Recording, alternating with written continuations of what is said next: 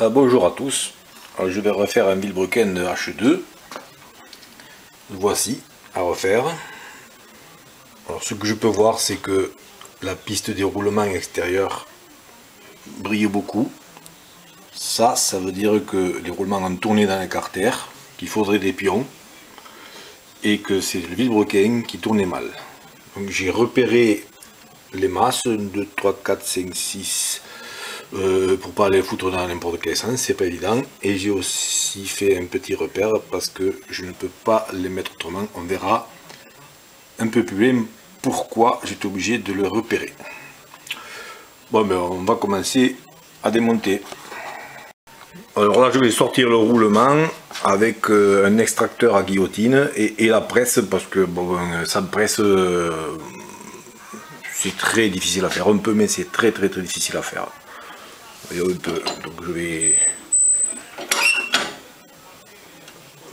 Hop là.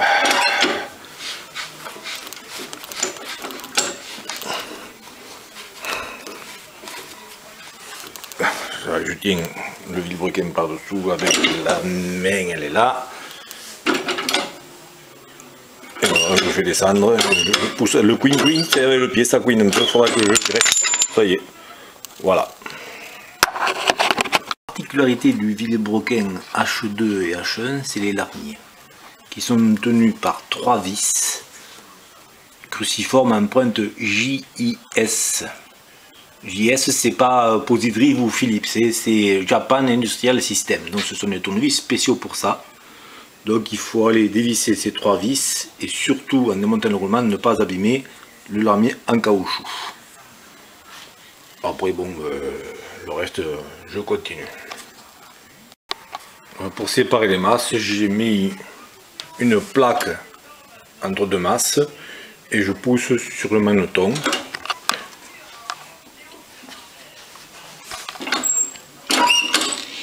En contrôlant la pression.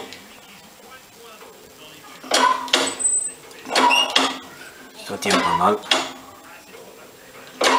Ça va lâcher vers 100. Bam! Ça a lâché.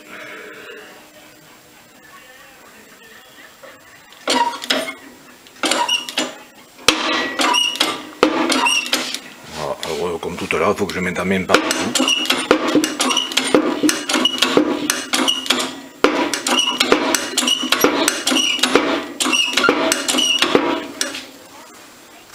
Je vais accélérer le mouvement.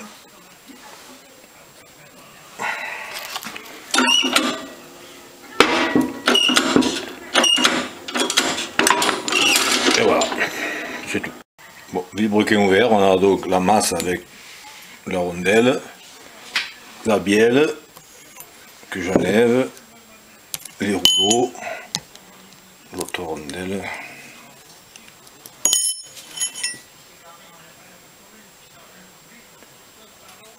Je vais nettoyer, mais bon, c'est quand même usé. Je regarderai plus précis si c'est bon pour la casse ou pas. J'ai vu pire, hein. J'ai vu bien pire. Et donc la suite se trouve ici. Là, on va aller tirer sur cette masse, pousser sur mon menton. Et il y a une goupille. C'est pour ça que j'étais obligé de repérer là et là, parce qu'on est obligé de remettre les masses exactement au même endroit. On ne peut pas mélanger 2 vilebrequins, parce que les trousses ne sont jamais faits exactement pareil. Bon, là je sépare les masses centrales et on voit qu'il y a un petit pion, on le devine, c'est plein de calamine, qui permet de tenir les masses centrales en place. C'est une technique utilisée par Kawasaki. Bon, 140. Et après 60, ouais, c'est dommage, il n'y a pas plus. Ouais, je ne peux pas ça même par dessous, sinon on va descendre, on devine le pion. Je le pose un petit moment, ce sera plus facile.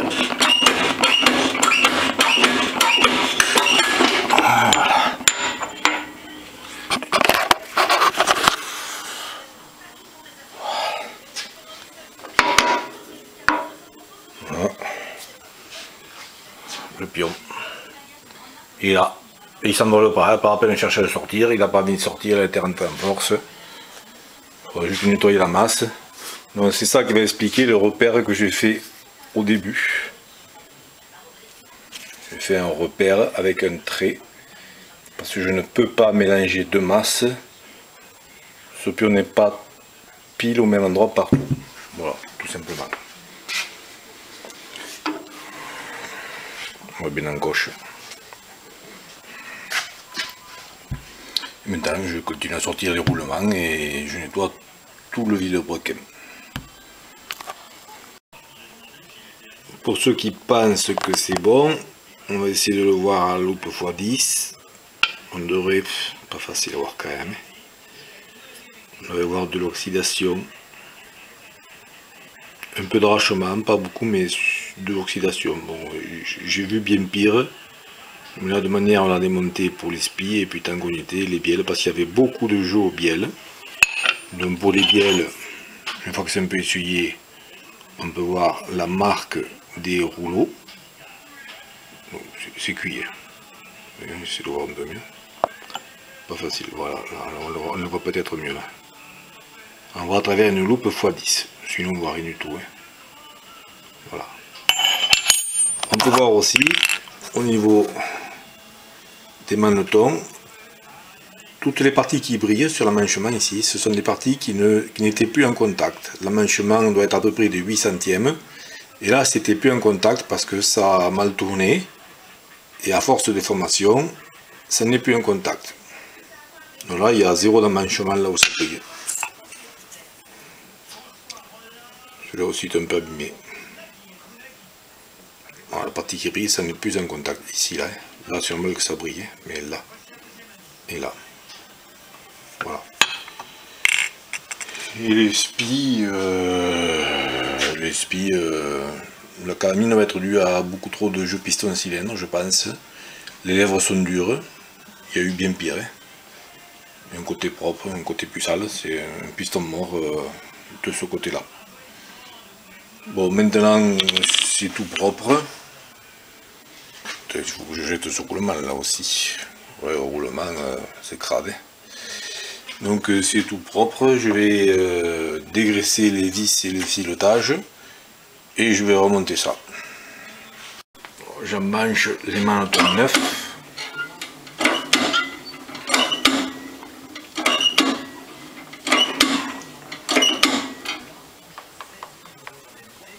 On arrive à 60 bars en général à peu près. Donc pas de secret, et je vais tous les faire pareil. Rien de spécial à faire à part mettre le trou dans une position bien définie, pas tout à fait sur la PEC c'est à nous, c'est pour ça que j'ai fait un petit repère au feutre pour me faire un alignement par rapport à ça. Voilà, je vais faire les trois maintenant. Voilà, je commence à assembler les deux premières masses que j'ai repérées 1 et 2. Je les mets en position et quand c'est en position, je commence à assembler. Je fais descendre, hop. Voilà. Ça descend, et quand j'ai une certaine pression, je m'arrête et je vais les aligner. Je crois que ça tourne rond, et je vois que j'ai la bonne profondeur. Voilà, bon, c'est rien de bien extraordinaire. Alors j'ai commencé à assembler, sans chercher à le redresser, déjà ça tourne pas si mal. Il y a une clavette là, pas facile avec une main. Voilà, donc on tourne à peu près à 6 centièmes là, et là, pareil, 6, 7, 8, donc maintenant je vais taper un peu dessus, redresser. Prochaine vidéo, dès que ça tourne rond et que c'est assemblé. Là il tourne pas trop mal, je termine l'assemblée. C'est la troisième fois que je le serre là, pour ce mono. Je le serre.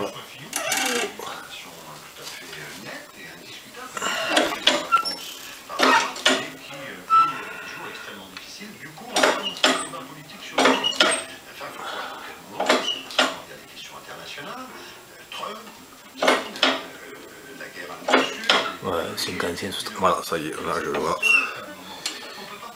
j'ai mis les cales commencent juste à coincer. Là, il y en a une qui n'est pas tout à fait coincée, je ne dois pas pousser tout à fait l'axe, je serre un peu plus, c'est bon, c'est. Allez, maintenant je redresse. Bon, là quand ça tourne rond, pas facile avec une main de le tenir, pas un centième.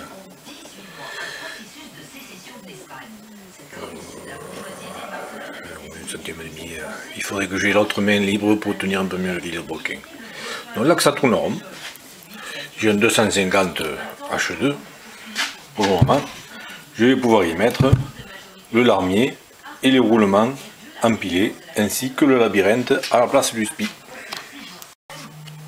Bon, j'ai monté le déflecteur avec les 10 avec un peu de sel de frein filet et je l'ai pointé. Là je vais monter un labyrinthe. Je sais pas si on peut le voir, c'est tout bête. Il n'y a pas vraiment d'étanchéité, ils font comme ça chez Yamaha, ça marche très bien. Il y en a qui disent que ça ne marche pas chez Kawasaki, ils doivent sûrement avoir leur raison. L'avantage de ça, c'est que on n'a plus de problème avec le spi central et ça marche pareil. Voilà, et là, je mets le roulement et je vais, je pousse le roulement comme ça ici au milieu. C'est dommage que j'ai pas 3 mains quand même. Voilà. Et je pousse. Voilà, c'est aligné.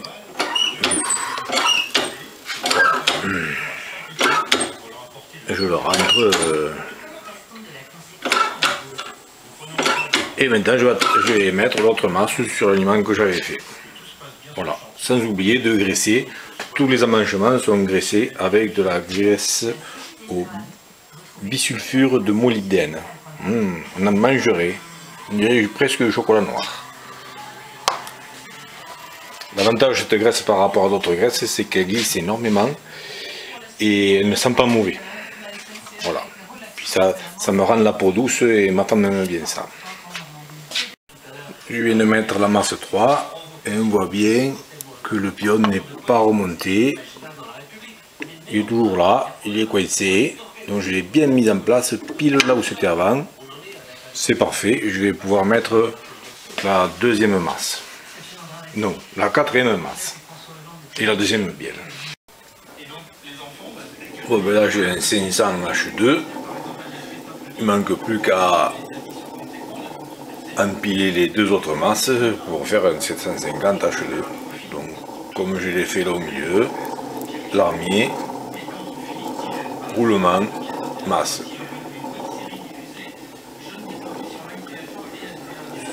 Ça tourne pas mal quand même.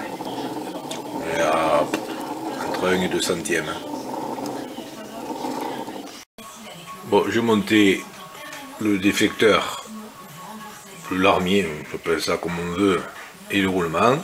Et là, je vais monter l'autre labyrinthe, exactement comme le premier.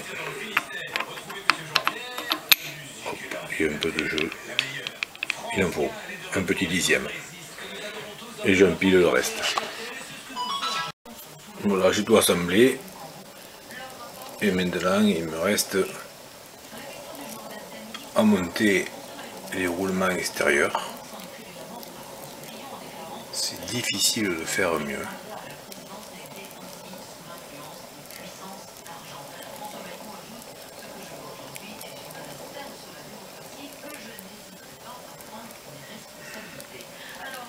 Le client devait être content.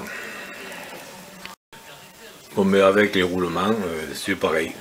Ça tourne plus libre. C'est normal, on est sur des roulements neufs et propres.